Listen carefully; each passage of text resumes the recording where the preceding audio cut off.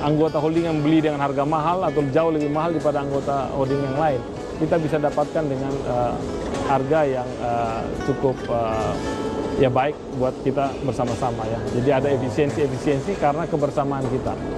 Nah ini penting supaya teman-teman ini tidak bergerak sendiri-sendiri berdasarkan komoditi, tetapi untuk hal-hal yang bisa dilakukan bersama kita terbuka dan untuk kemudian bersama kita melakukan open book lah, terbuka.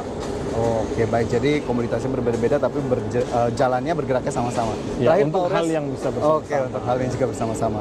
Terakhir, harapannya dari Pak Oryas untuk industri kita, kemudian juga terkait holding kita juga, ini sebagai penutup juga nih. Iya, kalau harapan saya ini untuk pengembangan industri ke depan, kalau dari sisi tambang, ini karena ada periode-periode di dalam kepemilikan izin dan sebagainya, ini perlu kita lihat lagi apakah memang itu masih sesuai, karena tambang ini unik, resikonya yang tadi saya katakan tidak selalu sejalan antara spending kita dengan hasil, makanya kita sulit untuk mendapatkan ada penambang-penambang muda yang baru dan yang mau datang ke hutan untuk ketok batu lah, istilahnya ketok batu untuk mencari tahu apakah ada tambang di sana. Kalau seandainya setelah dia dapat, hanya dalam jangka waktu tertentu dia harus serahkan kembali dan ada pihak lain yang menunggu dan seterusnya. Ini hal kebijakan-kebijakan seperti ini yang bagi saya pendapat saya pribadi ini untuk industri pertambangan, kebijakan dari pemerintah itu harus mendukung pengembangan pertambangan ke depan dengan mengundang penambang-penambang muda untuk masuk ke industri ini. Oke, baik. Itu tadi harapannya sepertinya cukup lugas sekali dan semoga memang bisa kita realisasikan bersama. Pak Oryas, terima kasih banyak atas waktunya, sudah diberikan kesempatan untuk berkunjung ke IndiHome. Nanti kita akan lanjutkan lagi di lain waktu. Terima kasih, Mas Fajar. Ya pemirsa, demikian Decision Maker kali ini. Kami akan kembali menjumpai Anda di edisi berikutnya. Saya Fajar Wayong, terima kasih. Sampai jumpa.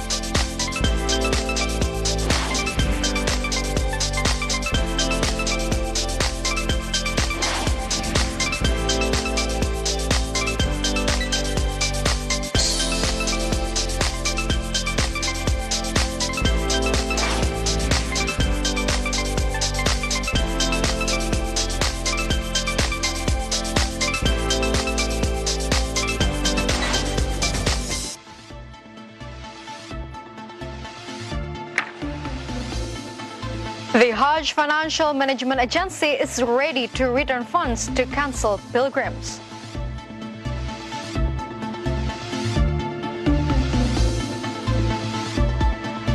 Metro Data Electronic plans to share dividends worth 90.85 billion rupiah.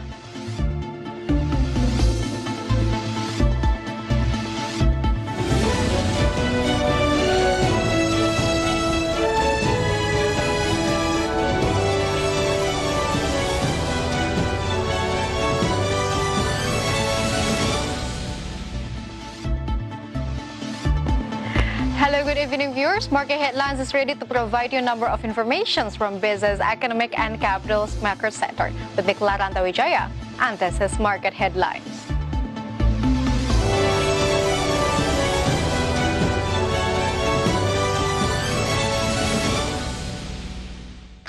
The Hajj Financial Management Agency is ready to return funds to cancelled pilgrims who wants to withdraw their funds after 2021 Hajj cancellations by Saudi Arabia.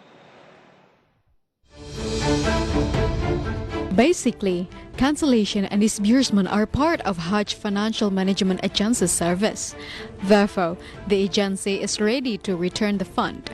However, it may come with consequences.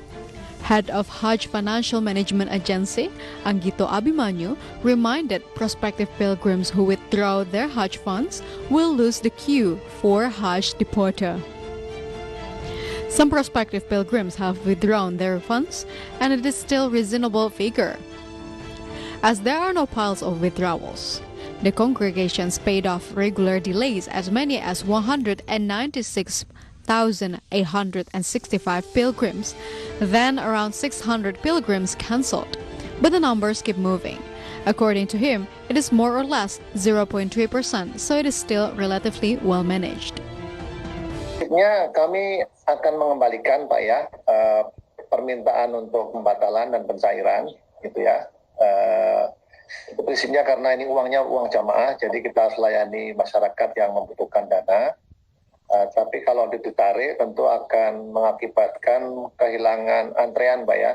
Berarti harus menunggu lagi proses awal lagi. Jadi memang ada konsekuensinya dan juga sekali lagi dana yang mengendap tersebut itu ada nilai manfaatnya Pak. The head of agency suggested prospective Hajj pilgrims to keep placing their funds in Hajj Financial Management Agency or Sharia banks appointed by the agency, because there are benefits laid. From Jakarta, Rahajo Patmo, IDX Channel. The coordinating minister for the economy is optimistic that the economy can grow 8% in the second quarter of 2021. This optimism is based on the various economic growth supporting factors that have recorded improvements. A number of achievements in economic recovery in the second quarter of this year have made the government more confident in being able to realize high growth expectations. The coordinating minister for the economy, Erlangga Hartarto, explained that the economic recovery in the second quarter continued, which could be seen from various factors. Starting from the Purchasing Manager Index, which reached 55.3 in May 2021, to the improvement in the Consumer Confidence Index. Erlangga emphasized that these things will be able to encourage economic growth in the second quarter to reach 7 to 8% on an annual basis. Dan pemerintah meyakini bahwa di kuartal kedua ini kita mampu pada range 7 sampai 8%. Kita lihat dari PMI market kita sudah mencapai yang tertinggi 55,3. Kenaikan kendaraan bermotor, penjualan mobil sebesar 228% kenaikan year on year, sedangkan motor 227 secara year on year. Kemudian penjualan retail juga sudah naik di 9,8% year on year. Kemudian indeks keyakinan konsumen sudah di atas 100%. Indonesia's manufacturing PMI in May was above the Asian manufacturing PMI average at 51.8. The manufacturing industry growth was seen in automotive product sales, where car sales increased by 228% after the implementations of the luxury goods sales tax stimulus. Jakarta Radio Patmo for IDX Channel. The Ministry of Maritime Affairs and Fisheries requested an additional budget for 2022 indicative spending ceiling of 8 trillion rupiah. The additional budget will be used for operational and non-operational implementation in carrying out the ministry's priority program next year. The Ministry of Maritime Affairs and Fisheries requested an additional budget for the 2022 indicative spending ceiling of 8 trillion rupiah. The proposed additional budget consists of 236.61 billion rupiah for the fulfillment of personnel and operational expenditure. Then the next budget allocation is 7.8 trillion rupiah for non-operational expenditure.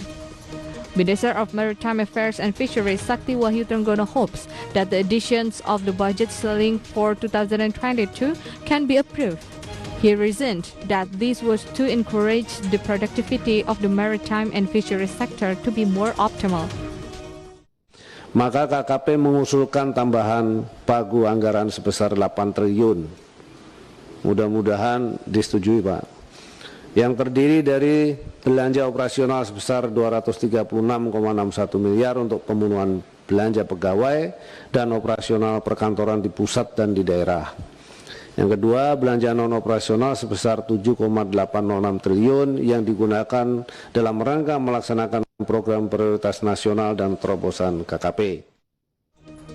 Trenggono revealed priority activities to be carried out in 2022 are in the scope of the capture sector, aquaculture, marine space management, and strengthening product competitiveness. Jakarta, Gilang Praditya for IDX Channel.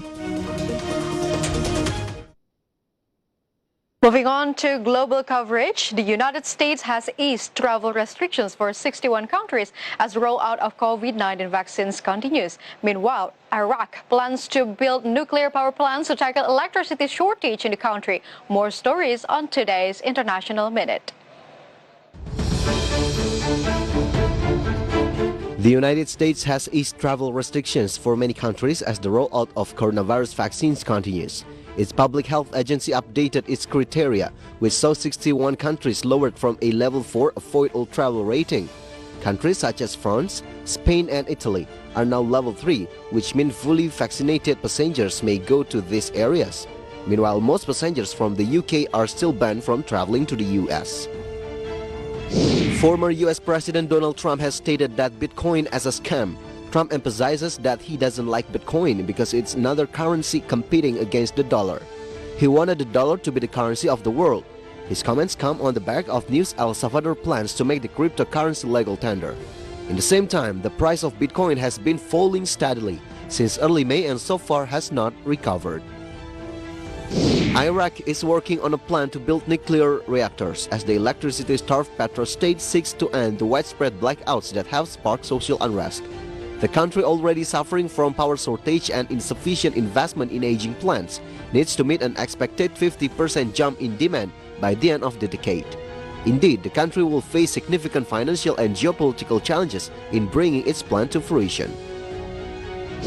North Korean leader Kim Jong-un presented economic plans to senior ruling party officials before an upcoming meeting to review efforts to overcome hardships brought about by the coronavirus pandemic. Kim's plans were not specified but were described as intending to bring tangible change to stabilizing the economy and people's living conditions. The North Korean economy has been crippled by decades of mismanagement, the United States-led sanctions over Kim's nuclear weapons program, and the pandemic. IDX Channel reports.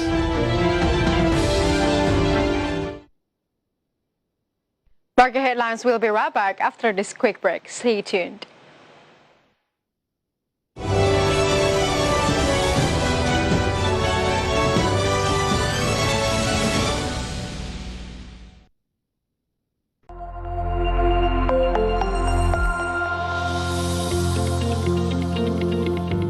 Jika Anda adalah investor saham, Anda mendapat keuntungan di antaranya capital gain, yaitu keuntungan dari selisih harga beli dan harga jual saham. Dividen, yaitu pembagian laba kepada pemegang saham. Keuntungan lainnya, investor bisa memperoleh pendapatan tambahan dengan meminjamkan sahamnya melalui layanan pinjam-meminjam efek atau PME. Apa itu PME? PME merupakan pinjaman efek sementara berupa saham dari investor untuk keperluan penyelesaian transaksi bursa. Apa saja manfaat yang didapatkan? Investor memperoleh keuntungan. Investor tetap dapat menerima dana sebagai pengganti dividen jika ada pembagian dividen saat sahamnya sedang dipinjamkan. Pendapatan yang diterima investor dari layanan PME dapat digunakan untuk membayar biaya penyimpanan saham. Saat nilai saham turun, investor tetap dapat memperoleh pendapatan hingga mengurangi potensi kerugian. Dan yang terpenting, KPEI menjamin pengembalian saham yang dipinjamkan sesuai waktu yang telah ditentukan. Menarik bukan? Prosesnya sangat sederhana. Investor cukup menghubungi perusahaan sekuritas dan menandatangani formulir perjanjian PME. Selanjutnya, jika terdapat kebutuhan penyelesaian transaksi bursa oleh peminjam, saham yang akan dipinjamkan diserahkan kepada KPEI melalui perusahaan sekuritas. Setelah proses PME selesai, maka KPEI akan mengembalikan saham yang telah dipinjamkan dan memberikan pendapatan kepada investor melalui perusahaan sekuritas. Segera hubungi perusahaan sekuritas Anda, Customer Care KPI, atau kunjungi website kami untuk mengetahui layanan PME. PME, pinjamkan sahamnya, dapatkan manfaatnya. Melihat statement dari Presiden Joko Widodo bahwa ada sense of urgency.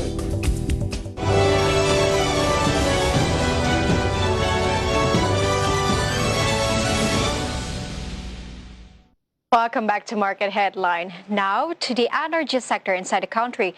There are 34 power plant projects that are hampered according to Ministry of Energy and Mineral Resources. Even 12 of these power plants projects are stopped. Director General of Electricity at the Ministry of Energy and Mineral Resources, Rida Mulyana, explained that until May 2021, as many as 34 power plant projects are having problem. Only 7 projects are successful, 15 projects to be continued, and 12 projects must be terminated. The constructions of those 12 power plants is stopped because there is no development progress at all. Most of the stalled projects are steam power plants with a capacity of 117 megawatts spread from Sumatra to Papua. Kalau ditanya alasannya kenapa, ya karena nggak jalan-jalan, nggak jadi-jadi alasannya.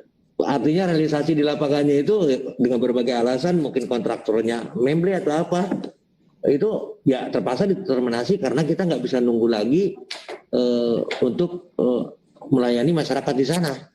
Sehingga kemudian ini untuk yang diterminasi ini ya harus diganti dengan kemudian dengan proyek lain yang non pembangkit, yaitu.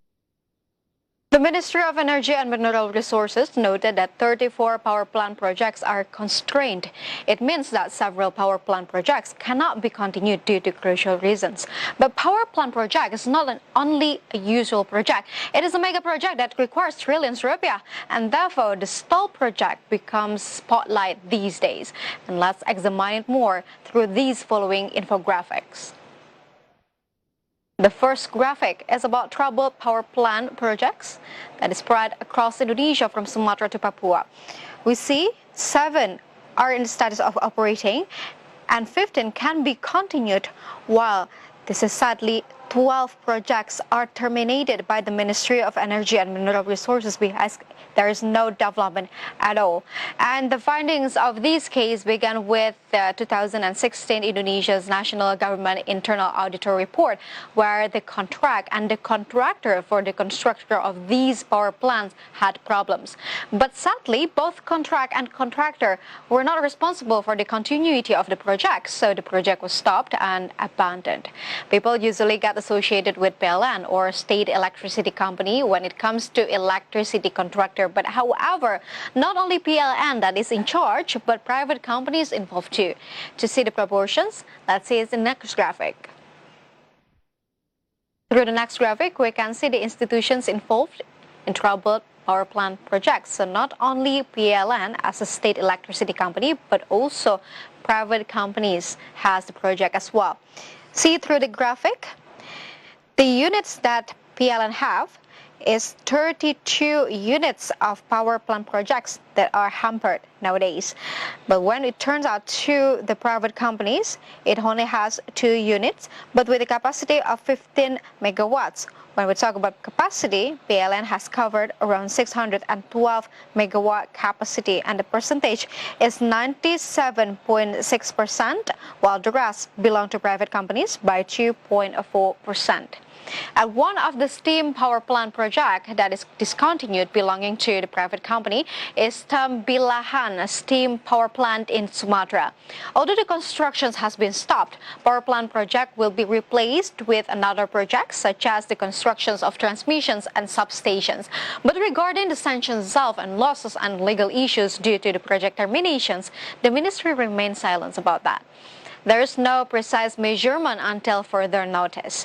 And of all the troubled power plants, most of them are steam power plants. And indeed, Indonesia uses steam power plants most rather than other power plants. Therefore, the development of steam power plants are a lot. Let's see the proportions in the next graphic. Through the next graphic, we can see the proportions of the types of troubled power plant projects. We can see that for the steam power plant project dominates by 91%, while the rest for micro hydro power plant project reaching 9% only. So there are currently 31 troubled power plant projects unit that is based on steam power plant, but only 3 units that are micro hydro power plants. And steam power plants are driven by coal, and steam power plants are still Indonesia's mainstay in meeting energy needs. This is because coal is the cheapest energy source in this country, whereas the price of electricity from new and renewable energy is currently unable to compete with the price of electricity from coal-based power plants. And steam power plant can still be relied on to support the base load because it is stable, not limited to the certain periods or conditions such as weather, nature, and others. Meanwhile, according to Indonesian Private Electric Manufacturers Associations, eco-friendly power plants still have a number of limitations. For example, from wind and solar power, which depend on certain conditions. And to use renewable energy, the economies of scale still need to be improved, and not all points in Indonesia are ideal for building certain eco-friendly power plants.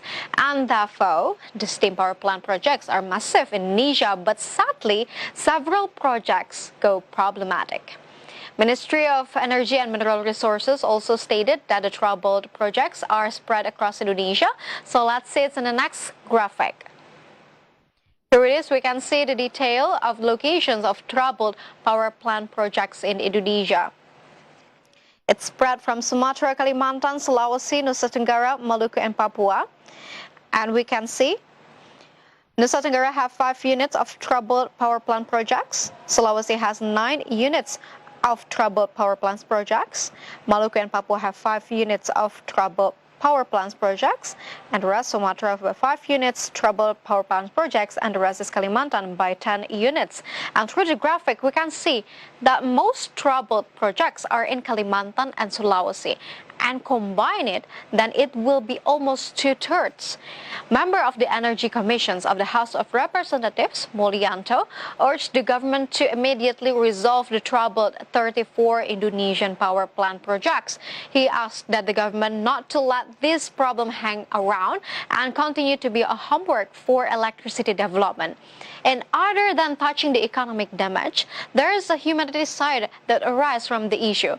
According to the representatives, the 12 units or 117 megawatt power plants that will be terminated should be handed over to the law enforcement officials, as it is inappropriate for individuals who cause such huge state losses to be allowed to escape without fair legal process.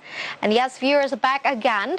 Power plant project is not only a usual project. It is trillions rupiah project that needs a special care, and therefore the project must be carried out an in-depth study to mitigate the risk of the failure and adapt to current electricity needs. Stay with us because market headlines will be right back after this quick break.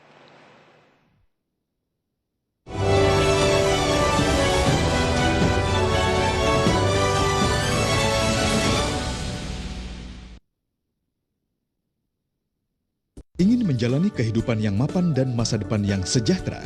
Sikapi uang dengan bijak. Mulailah berinvestasi di pasar modal.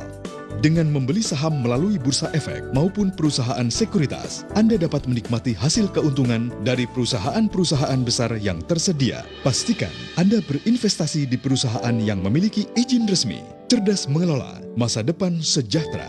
Otoritas Jasa Keuangan, lembaga pengawas industri jasa keuangan yang terpercaya. Hai sobat investor, kalian ingin tetap bisa menabung meskipun keadaan keuangan kalian sedang sulit? Dengerin tips berikut ini ya. Kita masuk ke tips yang pertama ya. Nah, yang pertama, kalian harus memenuhi semua kebutuhan rutin kalian terlebih dahulu nih.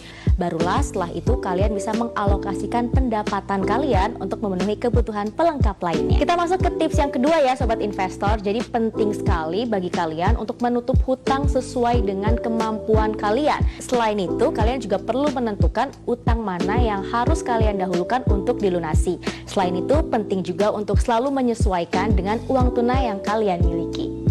Tips selanjutnya yaitu tips yang ketiga. Jadi kalian penting sekali untuk menekan biaya bulanan nih sobat investor. Jadi kalian juga memang harus memangkas kebutuhan yang memang sifatnya hanya pelengkap saja. Dan penting sekali bagi kalian untuk mempertahankan biaya bulanan yang sifatnya memang untuk kebutuhan utama kalian. Tips yang keempat terkait dengan pengelolaan aset.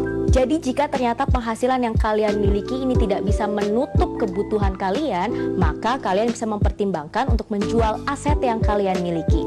Tips yang kelima, jangan lupa sisihkan sekitar 10% dari penghasilan kalian untuk ditabung di tiap bulannya. Dan saat keadaan keuangan kalian sedang sulit, tidak menjadi alasan untuk gagal mencapai impian. Jangan lupa ya, harus selalu rajin dan juga disiplin dalam menabung sobat investor.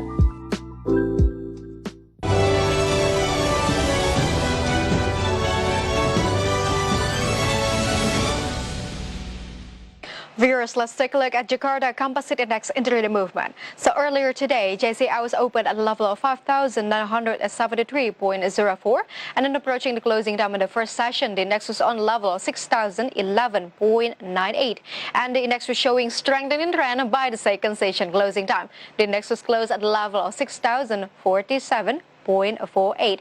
In short, JCI went up 0.8%. Next, we are going to see the sectoral movement. Leading the dynamics of today's trading, we got transportations and logistics as the leader of this strengthening trend that went up 4.77%. We got technology that went up 3.96%. We got health sector that went down 0.97%, and property that went down 0.67%. Moving on to the top gainers and the top losers, here are the key highlights from today's trading sessions. We got BHIT that went up 34.91%. We got ARTO that went up 4.56%. We got BABP that went up 11.41%. And we got AMRT that went up 14.95%. Meantime, for the top losers for today's trading sessions, we got Telkom Indonesia that went down 3.14%. We got BANK that went down 2.03%. We got Unilever that went down 3.2%, and BGTG that went down 5.79%. Next, we're going to see the intraday movement of rupiah towards US dollar. So rupiah opened at the level of 14,262. Rupiah was also showing weakening trends towards US dollar. I was closed at the level of 14,246. In summary, rupiah went down 0.08%. Moving on to the technology sector, Metro Data Electronic plans to share a dividend worth 90.85 billion rupiah. The figure is around 25% of 2020 net profit. The year 2021 has been much more stable than 2020, with growth stocks now far more abundant as the economic recovery gets underway its earnest. One of the obvious reality is that many listed companies that are sharing dividend, including Metro Data Electronics. The company decided to distribute dividends totaling 90.85 billion rupiah, or around 25% of the 2020 net profit, which was recorded at 364.9 billion rupiah. This is decided at the annual general meeting of shareholders. The president director of Metro Data Electronics said that the shareholders has decided to increase the dividend ratio from 22.7% to around 25%. In nominal terms, the dividend value also increased by 12.1% from the total dividends distributed in the previous month. In the nominal terms, the dividend value also increased by 12.1% from the total dividends distributed in the previous year. IDX Channel reported. Step aside from market condition, as coronavirus pandemic takes big role on our economic situations, here it is an update data about coronavirus globally.